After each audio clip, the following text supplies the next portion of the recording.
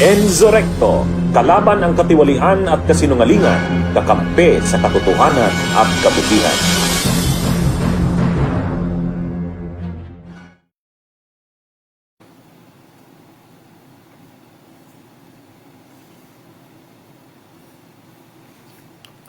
Mga kabunyog, mga kababayan, magandang araw sa inyong lahat. No? Kabunyog BG Badjola, hi! Naka-live po tayo ngayon.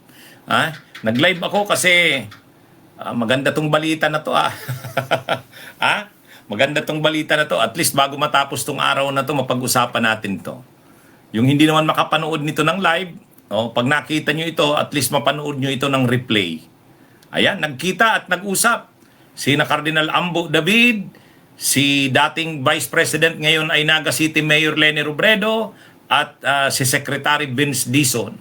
Napag-usapan kaya ang eleksyong 2028? Yeah, medyo maganda to, mga kabunyog, mga kababayan. Ayan. Ano ito hi, Kabunyog Corazon Villas. So ito, mga kabunyog, ngayon lang po yan na araw. Ngayon araw yan nangyari. Nagkita-kita yung tatlo. Saan naganap yung pag-uusap nila, Kabunyog Letreyes? Sa Naga City. Kita nyo? Pumunta sa Naga City si Cardinal Ambo David. Pumunta rin sa Naga City si Secretary Vince Dizon. Kabunyog Dilia Mirialis Gabatin. Hi. Kumusta kayo dyan sa Italy? Ano ang significance niyan? Alam naman natin si Vince Dizon, nasa administration yan, secretary yan ng DPWH. Si dating Vice President Leni Robredo naman, mayor na ngayon ng Naga City, tinutulak na tumakbo bilang presidente sa 2028. Ang simbahan naman, si Cardinal Ambo David, mataas na opisyal yan ng simbahan. Ang simbahan, hindi naman yan mag-i-endorse, hindi yan tulad ng iglesia. Pero maraming nagsasabi, isa sa makakapagkumbinsi kay Leni Robredo ay ang simbahan. Ang makakakumbinsi daw kay Leni Robredo na tumakbo ito sa 2020, isa sa magiging maimpluwensya para makumbinsi si Leni ay ang simbahan.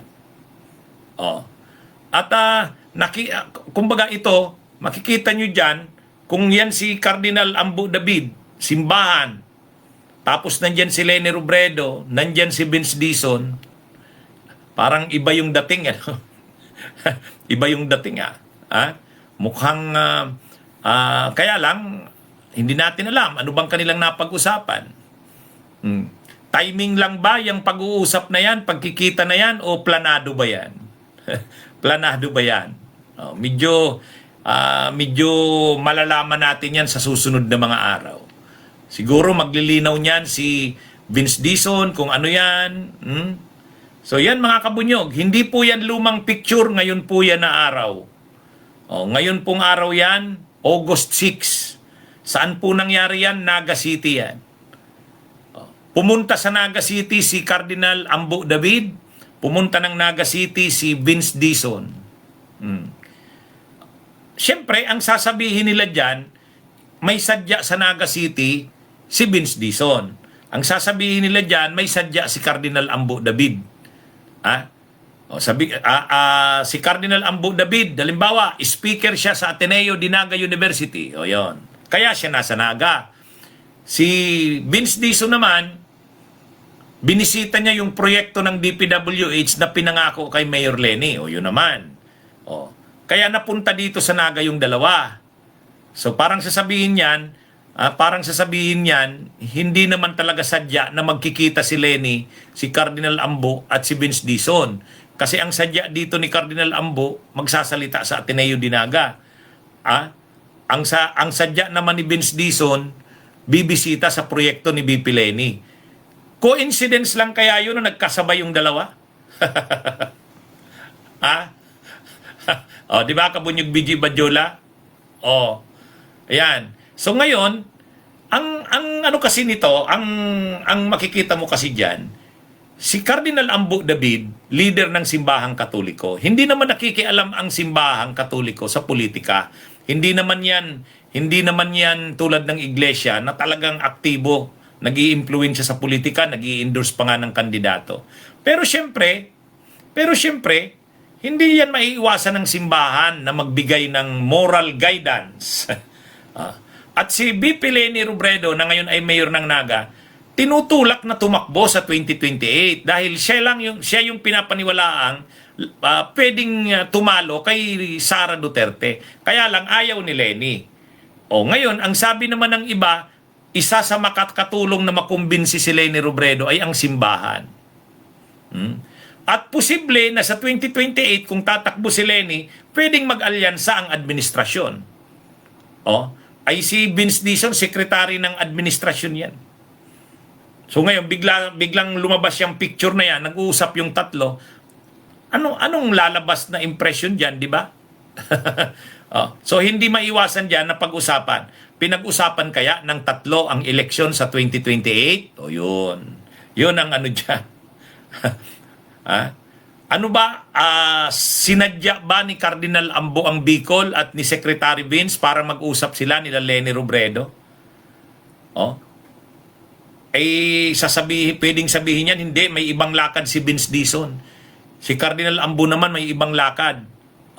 Pero bakit nagka-timing-timing? Parang coincidence lang ba yon? Coincidence lang ba? Anyway, sigurado, pagkikwentuhan yung picture na yan. Yung picture na yan ay ngayon lang po yan na araw. August 6. Sa Naga City yan nangyari. Mga kabunyog, mga kabayan. Naga City. Sa Ateneo Dinaga yan. Yung na yan. Nakita naman natin sa picture na si BP Leni at si Vince Dizon binisita yung project ni BP Leni. Yan yun. Okay, so abangan natin na lang kung anong mga susunod na paglilinaw dyan sa picture na yan. Okay, magandang araw sa inyong lahat. Bunyog, bunyog, halikan na kasama ka. Bunyog, kapag buklod ay may pag-asa. Luzon, Visayas, Mindanao, isa ang pananaw.